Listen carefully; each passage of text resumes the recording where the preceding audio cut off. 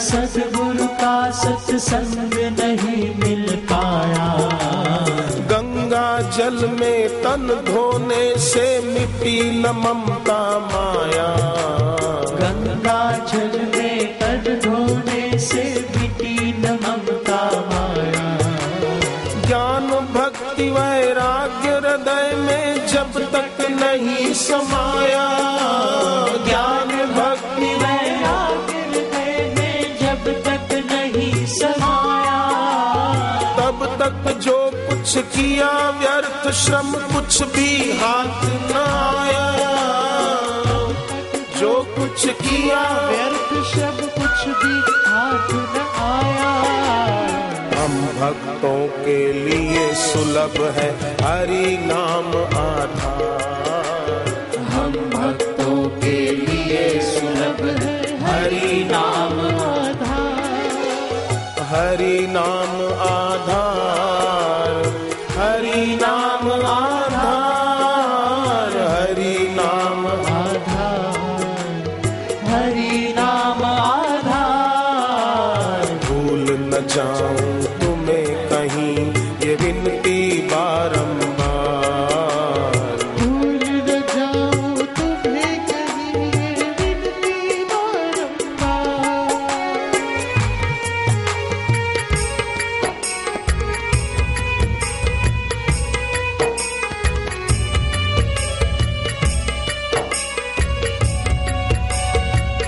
तो तैत्तिरीय उपनिषद में चौथा साधन बताया तप। और तप क्या समझ गए हम। घर पे मन चाही न हो, शिव जी हृदय विचारत शंभु सुजाना, अस कही लगे जपन, हरि नाम जप करें। पांचवा साधन है दम, अपनी इंद्रियों पर प्रभुत्व, नियंत्रण। बाजार से गुजरा हूं पर खरीदार नहीं हूं। ऐसा नहीं कि ये भी ले लूं, ये भी खरीद लो, ये भी खरीद लो, क्या हर्ज है, ले लो, क्या जरूरत है। कई लोग बिन जरूरी खर्च बहुत करते हैं। क्या हर्ज है, नहीं, क्या जरूरत।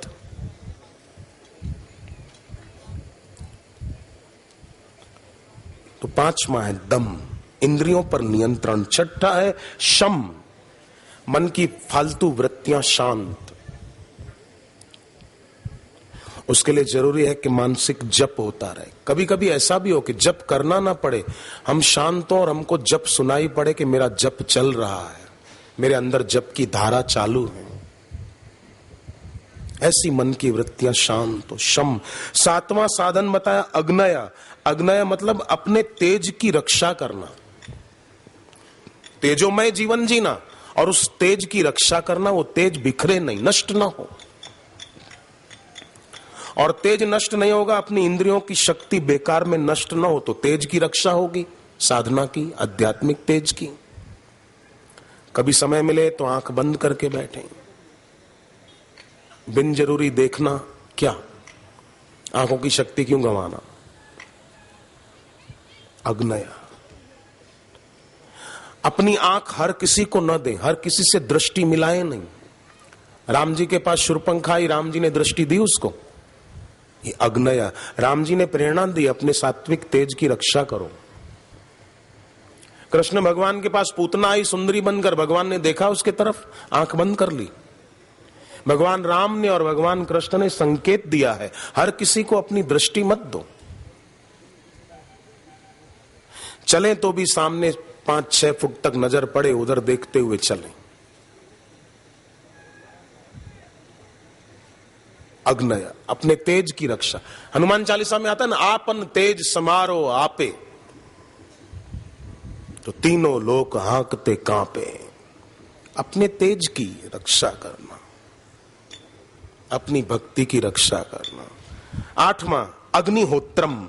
अग्निहोत्रम माने इसका एक अर्थ ये करेंगे कि भाई यज्ञ कुंड हो और बराबर विधिवत उसका हम लोग हवन आदि करें, पर रोज हवन कुंड बनाकर कौन अग्निहोत्र करने बैठेगा। पर शांत बैठकर भूतकाल की घटनाओं को स्वाहा कर दें। ऐसा नहीं कि उसने मेरे को ऐसा कहा था, हम उससे बदला लेंगे, नहीं। ये कृष्णेश्वर महादेव की महिमा आप जानते होंगे कि सुधर्मा नाम के एक ब्राह्मण थे, सुदेहा उनकी पत्नी थी। शादी के बहुत साल बीते, संतान नहीं थी, तो सुदेहा ने अपने पति को कहा कि आप मेरी छोटी बहन गुष्मा से शादी कर लो, तो संतान होगी तो हम पितृ ऋण से मुक्त होंगे। शादी हो गई तो संतान को जन्म देकर ही वो लोग पितृ ऋण से मुक्त होते हैं, ऐसा अपना शास्त्रीय विधान।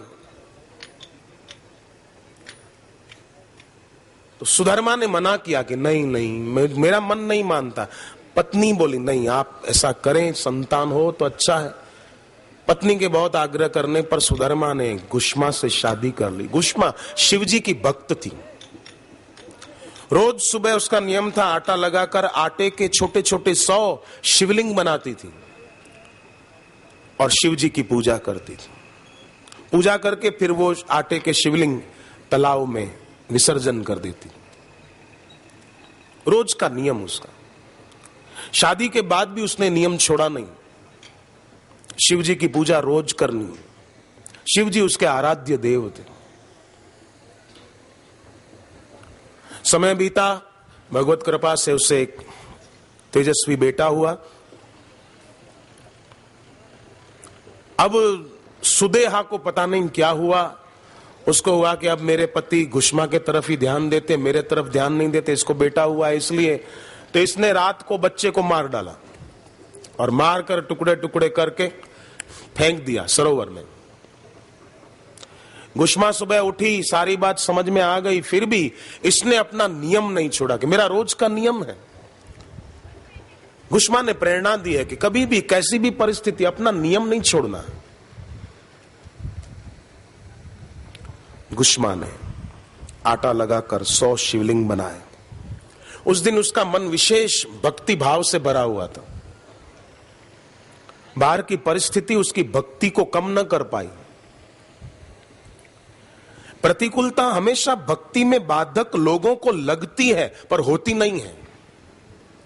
वैसे कई लोग नहीं सोचते हमारा धंधा अच्छा चले तो हम अच्छी तरह भक्ति कर पाएंगे, हमारे घर पे जरा पैसा आ जाए तो हम अच्छी तरह भक्ति कर पाएंगे। तो सुदामा के पास कहां पैसा था, बहिणाबाई के पास कहां पैसा था, जनाबाई के पास कौन सी करोड़ों की मिल्कत थी, तुकाराम जी के पास कौन से करोड़ों रुपए थे, पर फिर भी उनके पास जो खजाना था वो बड़े बड़े सम्राटों के पास भी नहीं था। और आज के बड़े बड़े सेठों के पास भी वो नहीं है जो तुकाराम जी के पास था, जो जनाबाई के पास था, जो बहनाबाई के पास था, जो मुक्ताबाई के पास था।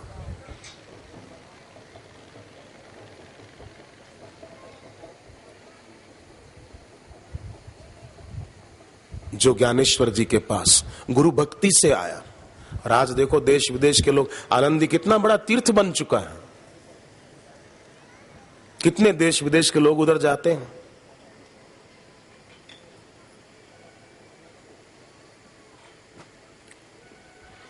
मैं नैमिषारण्य गया था, यूपी में है नैमिषारण्य, चक्र तीर्थ, वहां एक जगह है, लोग कहां कहां से देखने आते हैं। स्कंद पुराण में उसकी महिमा है। मैं 8 दिन नैमिषारण्य में रहा और जहां चक्र तीर्थ की जगह थी वहां से 1 किलोमीटर दूरी पर ही रुका हुआ था, पर एक दिन भी मैं गया नहीं।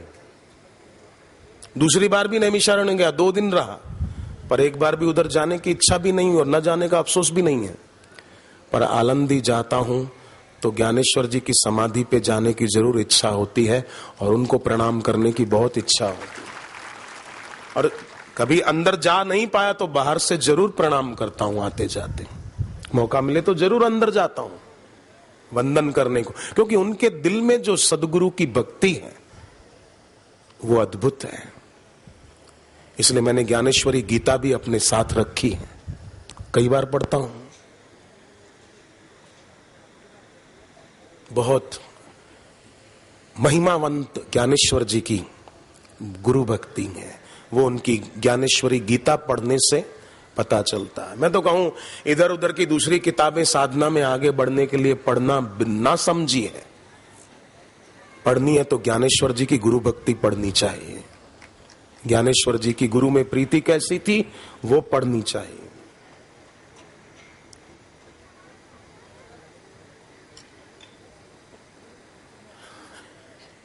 इससे सदगुरु की कृपा मिलेगी और उससे जल्दी यात्रा होगी हमारी, हम सब की।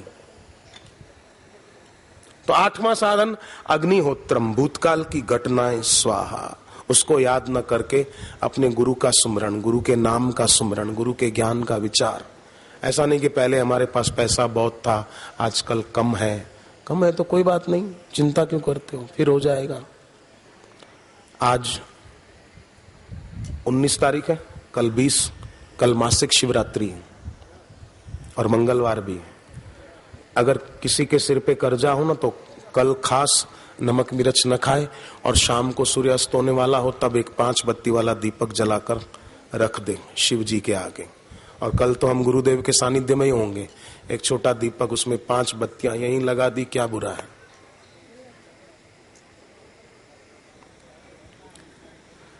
तो 9वां है आतिथ्य, घर में कोई अतिथि आए उनका स्वागत।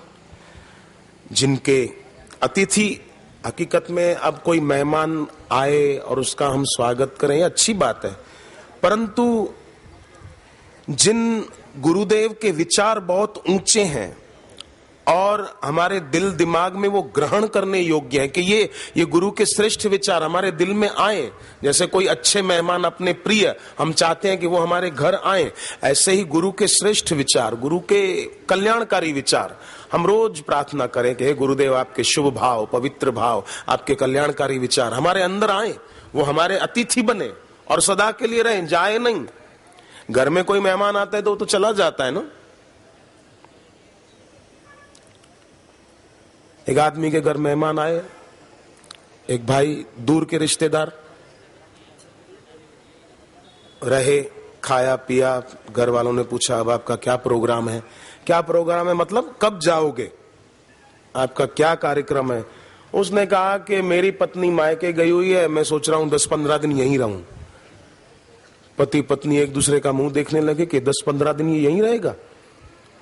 अब पति तो अगले दिन दुकान पे चला गया, मेहमान घर पे।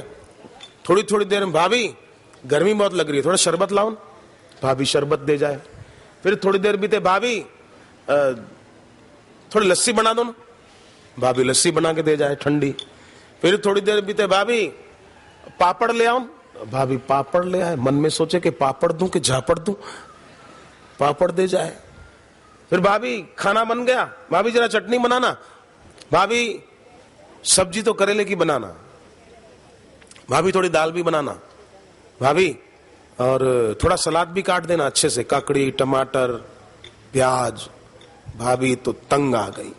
रात को पति घर आए तो पति को कहा कल दुकान पे मैं जाऊंगी, आप घर पे बैठना, मुझे आता है दुकान चलाना। आखिर पति पत्नी ने मिलकर प्लान बनाया मेहमान को रवाना करने के लिए। पत्नी खाना बना रही थी, पति अपने रूम में, मेहमान गेस्ट रूम में। अचानक पति चिल्लाए जोर से, तो पत्नी दौड़ी आई, क्या हुआ क्या हुआ पति देव, मेहमान भी आया, क्या हुआ। पति तो गिर पड़ा नीचे, आंखें बंद कर ली उसने। तो पत्नी ने कहा मेहमान को, भैया जरा डॉक्टर को बुला कर लाओ। बोले मैं नहीं जानता कोई डॉक्टर को। बोले किसी मेडिकल वाले से पूछ लेना। वो बोलता मैंने बाजार भी नहीं देखी भाभी। भाभी ने कहा कैसे मेहमान हो, हमने आपकी इतनी सेवा की, आप इतना काम नहीं कर सकते। तो पड़ोसियों को आवाज देने लगी। मेहमान ने सोचा पड़ोसी आए और कुछ बोल दे, इज्जत खराब ना हो, खिसकने में ही सार है। मेहमान खिसक गए, पड़ोसी आए, भाभी क्या बात है क्या हुआ। भाभी ने देखा जो जाने वाला था वो तो गया, अब ज्यादा नाटक क्यों करें। भाभी बोले नहीं नहीं, उनको जरा मोच आ गई थी तो मैं डर गई थी, अब ठीक हो जाएंगे, आप जाओ सब। पड़ोसी गए तो पत्नी ने अपने पति को हिलाया, उठिए उठिए उठिए नाथ, उठो आंख खोलो। तो पति ने इशारे से पूछा गया वो। बोले हाँ गया, आंख चलो। तो पत्नी ने देखा कि पत्नी की आंख में आंसू है। पति बोला पगली रोती क्यों है, मैं कोई सचमुच में मरा थोड़ी हूं। पत्नी बोली मैं भी सचमुच में थोड़ी रो रही हूं, ग्लिसरीन लगाया है। पति कहता है मैं सच में नहीं मरा। पत्नी कहती है मैं सच में नहीं रो रही, मेहमान पलंग के नीचे से बाहर आया, कॉलर ठीक करके बोला मैं भी सचमुच में नहीं गया था।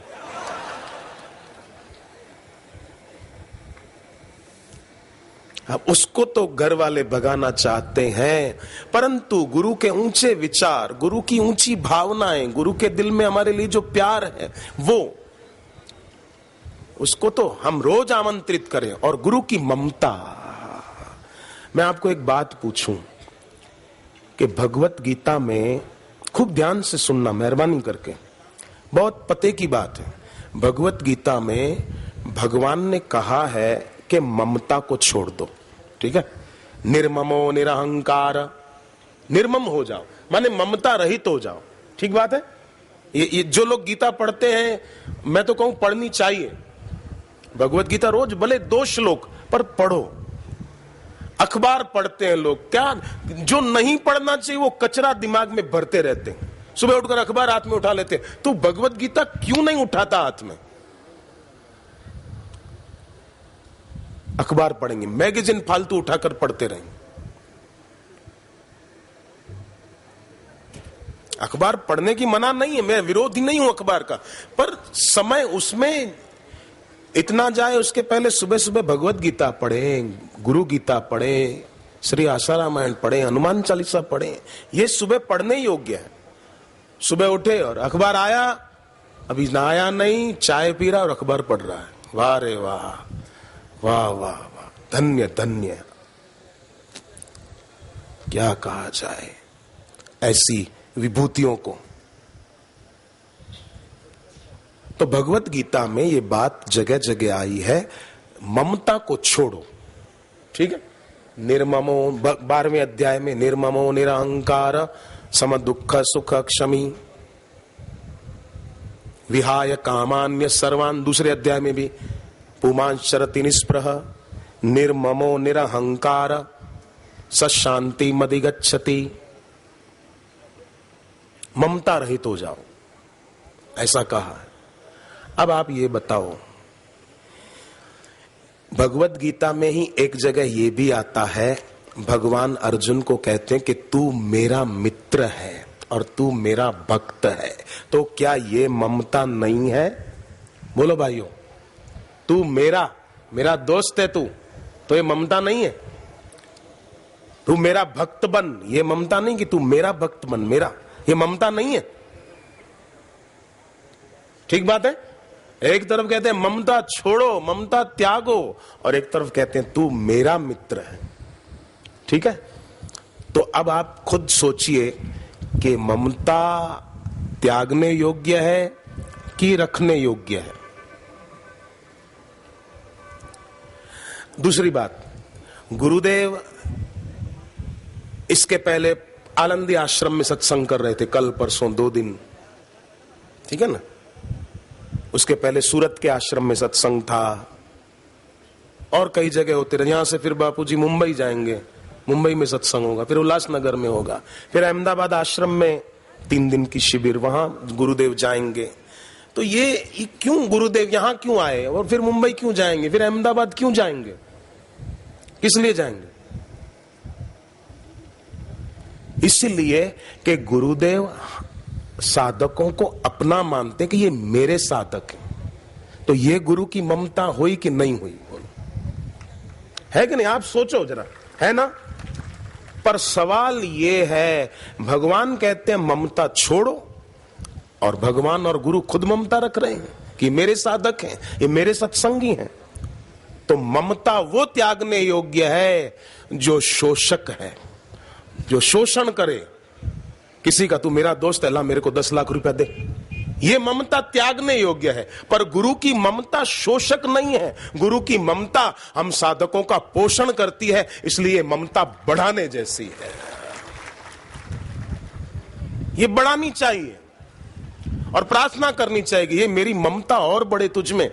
हनुमान जी की पूंछ में रावण ने आदेश दिया कि कपड़े तेल में डुबाकर उनकी पूंछ पे लपेटो और फिर आग लगा दो, क्योंकि कपि की ममता पूंछ पर, वानर की ममता उसकी पूंछ में होती है। उसको आग लगाएंगे, उसकी ममता जल जाएगी, ये दुखी हो जाएगा।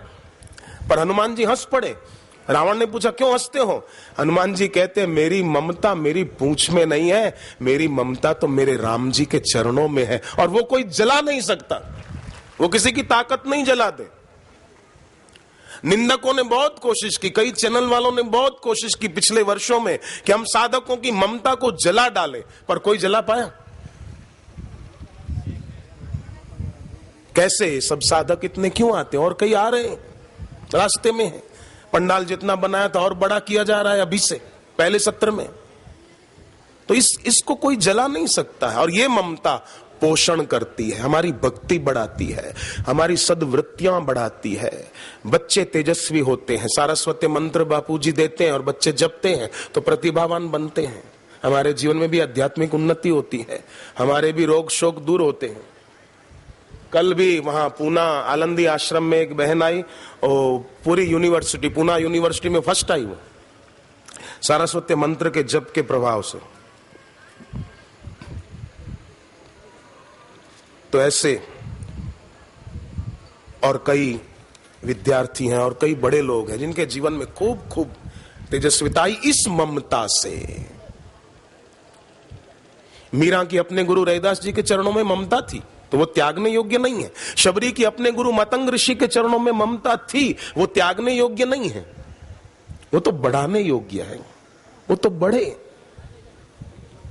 मीरा ने कभी ये ममता तोड़ने की बात नहीं कही। मीरा ने तो ये कहा, जो तुम तोड़ो पिया तो मैं ना ही तोड़ूं, तोरी प्रीत तोड़ूं कृष्णा कौन संग जोड़ूं, मैं नहीं तोड़ूंगी।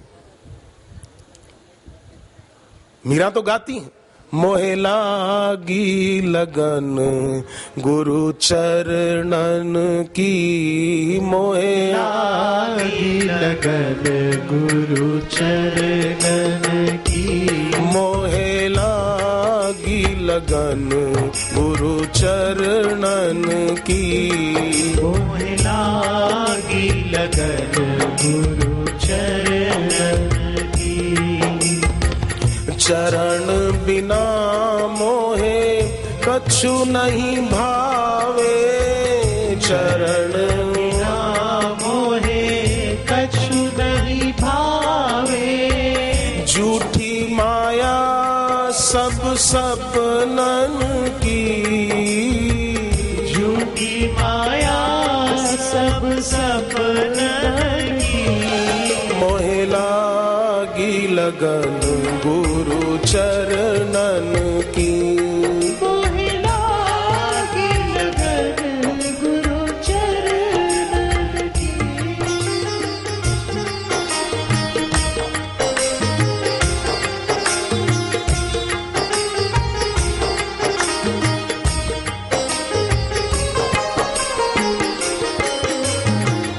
प्रेम के सिंधु दीन के बंधु, प्रेम के सिंधु दीन के बंधु, मैं प्यासी तब दर्शन की, मैं प्यासी तब दर्शन की, मोहे लागी लगन गुरु चरणन की, मोहे लागी लगन गुरु चरणन की।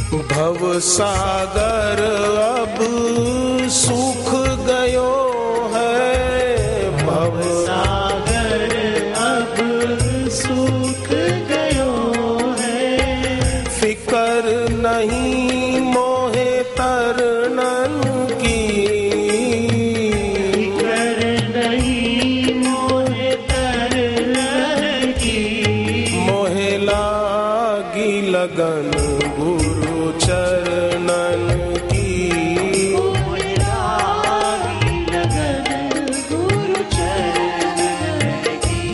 हरे रामा राम राम हरे हरे, हरे रामा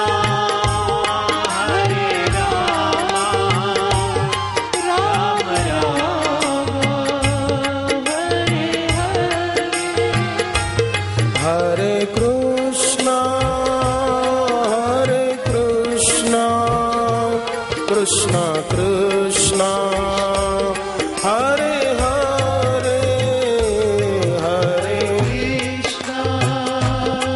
हरे कृष्ण कृष्ण कृष्ण हरे हरे हरे राम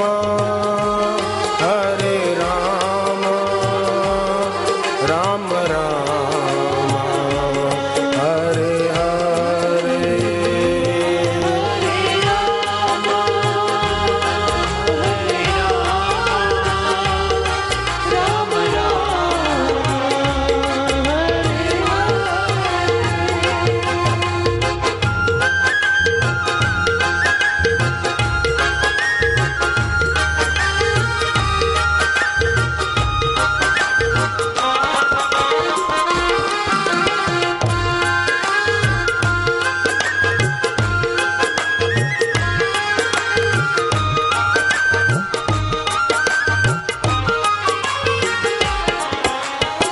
तो 9वां साधन तैत्रीय उपनिषद बताती है आतिथ्य, स्वागत करो गुरु के इन कल्याणकारी विचारों का। गुरु की जो ममता हमारे लिए है।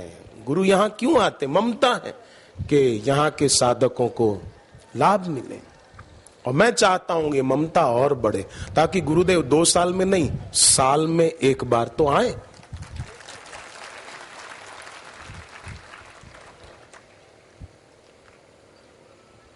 हमारी ममता उनको खींच कर लाए, उनको आना पड़े।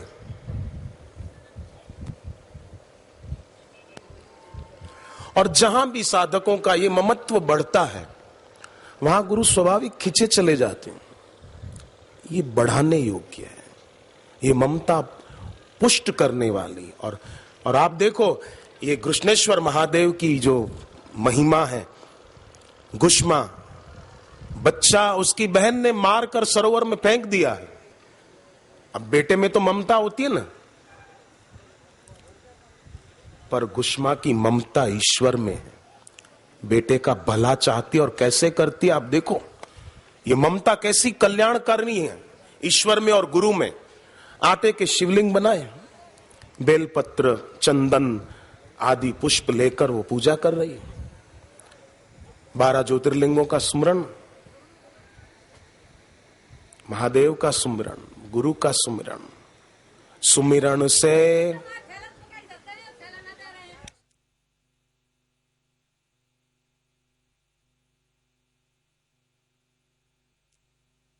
महाराज गुजरात में हो गए, एक अच्छे संत हो गए, बहुत अच्छे संत। पुनीत महाराज पद यात्रा में जा रहे थे, कुछ भक्त भी जुड़ गए थे, तो उसमें एक भक्त का नाश्ते का डब्बा कोई ले गया। मिठाई थी और नमकीन थी, उसमें कुछ खाने का नहीं रखते के लोग, नाश्ते का मिठाई नमकीन, तो कोई ले गया। तो वो बेचारा खोजता रहा, मेरा डब्बा मेरा डब्बा मेरा डब्बा, ममता डब्बे में थी। गुरु पुनीत महाराज इतने अच्छे संत साथ, उनमें ममता नहीं, मेरा डब्बा, हाय रे हाय मेरा डब्बा।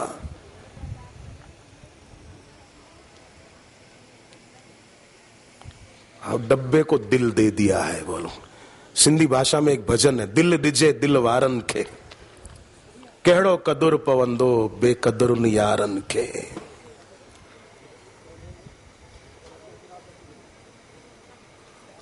शाम को सत्संग हुआ, अब इसका सत्संग में मन ही नहीं लगे। पुनीत महाराज भगवान की भक्ति की बात करें, इसको तो डके कि मेरा डब्बा कहां होगा, इसने लिया होगा कि इसने लिया होगा, इसके पास होगा। सत्संग पूरा हुआ, लोग प्रणाम करके जाने लगे, ये गया पुनीत महाराज, महाराज मेरा डब्बा कोई ले गया है। महाराज ने कहा, इतना अच्छा सत्संग तुझे पल्ले नहीं पड़ा, मेरा डब्बा मेरा डब्बा, तुलसी ममता राम से ये नहीं समझा तूने, मेरा डब्बा मेरा डब्बा।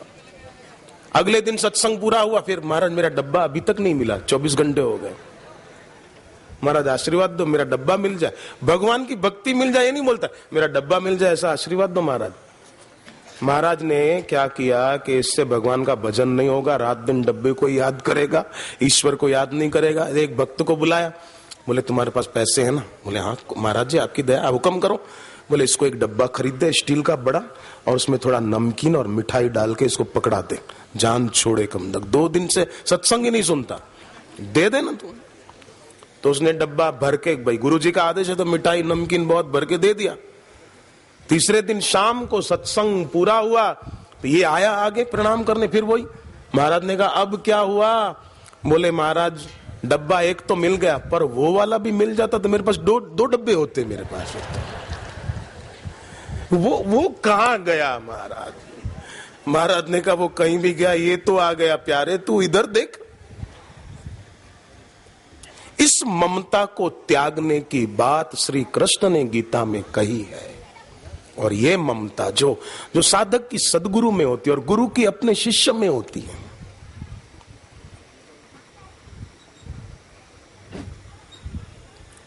वो बढ़ाने जैसी है। और उसी की स्तुति में हमने शुरुआत की थी। फिर से कहूं, इलापुरेरम यविशाल केस्मिन् सम्मुल्लसन्तं च जगद्वरेण्यं वन्दे महोदारतर स्वभावं कृष्णेश्वराख्यं शरणं प्रपद्ये। सौराष्ट्रे सोमनाथं च श्रीशैले मल्लिकार्जुनम उज्जैन्यां महाकालम ओंकारममलेश्वरम परल्यां वैद्यनाथं च डाकिन्यां भीमशंकरम सेतु वंदे तु रामेशं नागेशं दारुकावने वाराणस्या तु विश्वेश्वरं त्र्यंबकं गौतमी तटे हिमालये तु केदारं कृष्णेश्वरं शिवालये एतानि ज्योतिर्लिंगानि सायं प्रातः पठेन्नर सप्त जन्म कृतं पापं स्मरणेन विनश्यति। ओम नमः शिवाय, ओम नमः शिवाय, ओम नमः शिवाय, ओम नमः शिवाय, ओम नमः शिवाय, ओम नमः शिवाय, नमः शिवाय, ओम नमः शिवाय, ओम नमः शिवाय, ओम नमः शिवाय, ओम नमः शिवाय, ओम नमः शिवाय, ओम नमः शिवाय, ओम नमः शिवाय, ओम नमः शिवाय, ओम नमः शिवाय, ओम नमः शिवाय, ओम नमः शिवाय, ओम नमः शिवाय, ओम नमः शिवाय, ओम नमः शिवाय, ओम नमः शिवाय, ओम नमः शिवाय।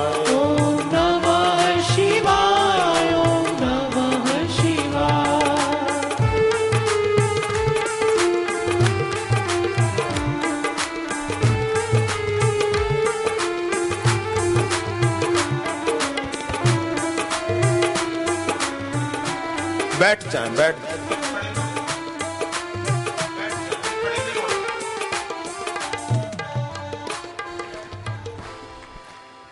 तो जैसे गुष्मा की भक्ति और ईश्वर में ममता से उसका बेटा उसे मिल गया, ऐसी एक घटित घटना गुजरात में घटी।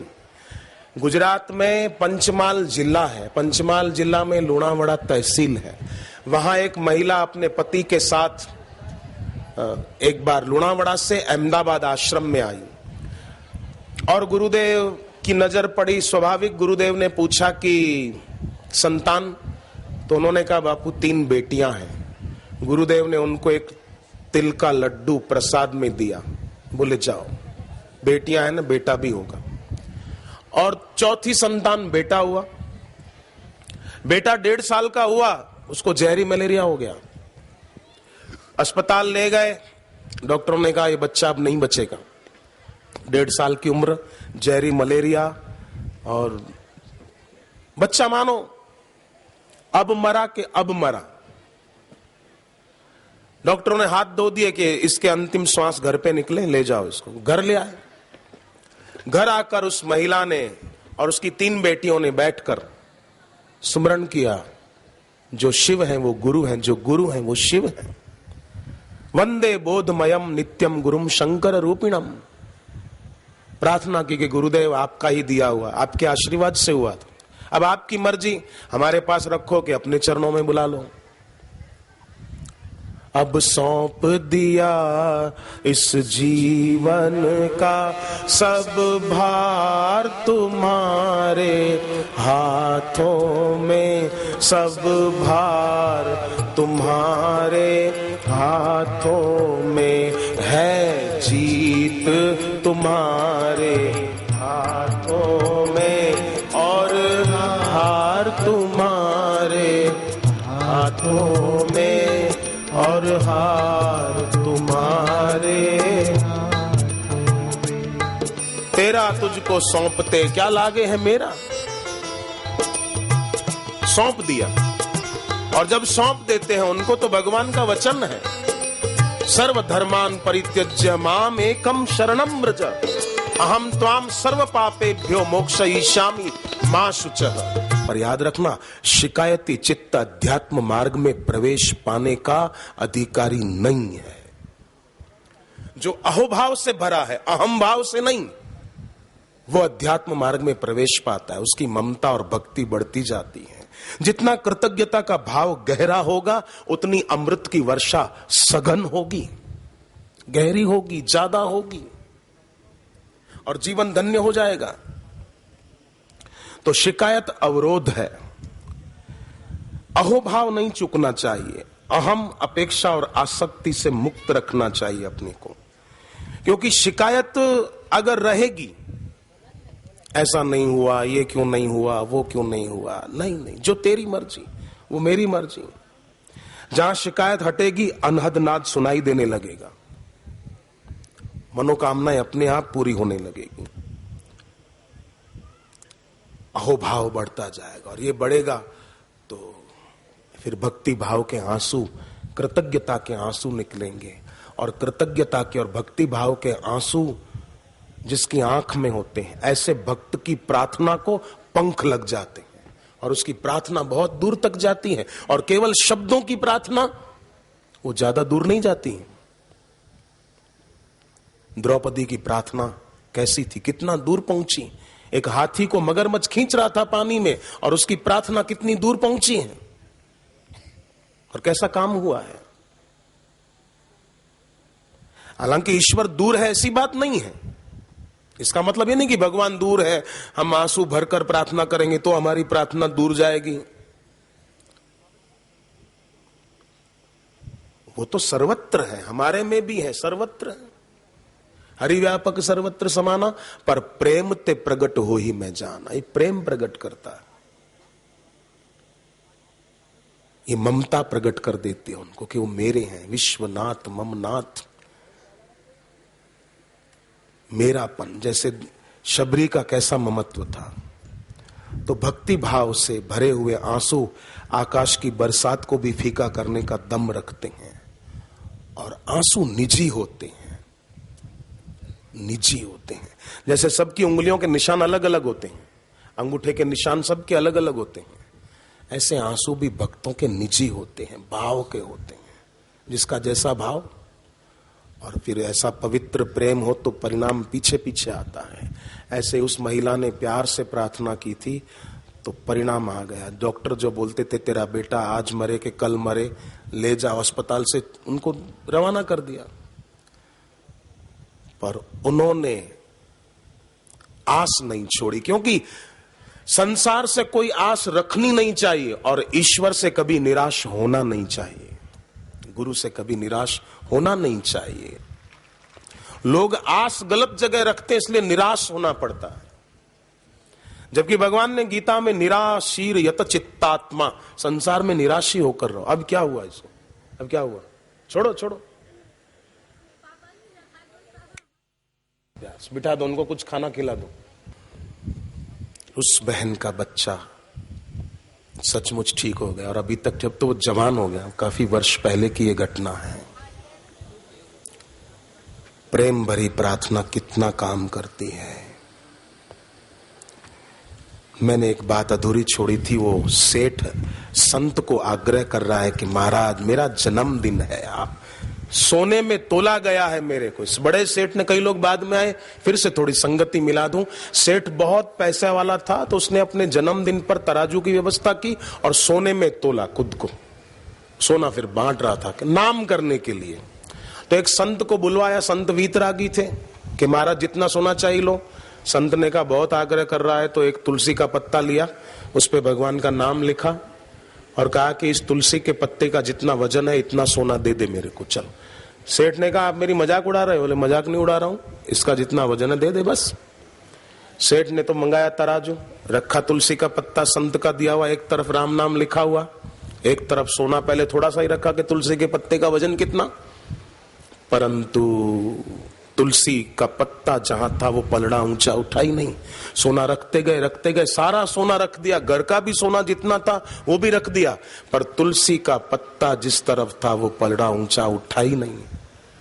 सेठ तो देखता ही रहेगा। संत ने कहा बोल, अब तू तो कह रहा था कि आप जितना मांगो दूंगा, मेरा तुलसी का पत्ता इसका जितना वजन है इतना सोना भी तू नहीं दे पा रहा है। सेठ समझ गया कि जगत का सारा धन भगवान के नाम रतन रूपी धन के आगे 2 कौड़ी का है, उसकी कोई कीमत नहीं जितनी महिमा भगवान नाम रूपी धन की है। कबीरा यह जग निर्धना धनवंता नहीं कोई, धनवंता सोई जानिए जाको राम नाम धन होई। जिसके पास ये धन है वो धनवान है, और सत्संगी इस धन से बड़े धनवान होते हैं। दीक्षा लेने वाले साधक, रोज गुरु मंत्र का जप करने वाले साधक इस धन से संपन्न होते हैं और सत्संग में और अधिक संपन्न होते हैं। इसलिए कबीर जी और तुलसीदास जी ने सत्संग की महिमा गाई, और ये पत्रिका आपके हाथ में है। जिनको नहीं मिली उसका जीवन और जन्म सफल नहीं होगा, जिसके जीवन में हरि नाम की दीक्षा नहीं है। ये शाम न विद्या न तपो न दानम ज्ञानम न शीलम न गुणो न धर्म ते मर्त्य लोके भुवि भार भूता मनुष्य रूपेण मृगाश्चरन्ति। वो मनुष्य के रूप में मृग हैं, पशु हैं। पशु जंजीरों से बंधे होते हैं, ऐसे लोग वासना की अदृश्य जंजीरों से बंधे होते हैं। हरि ओम।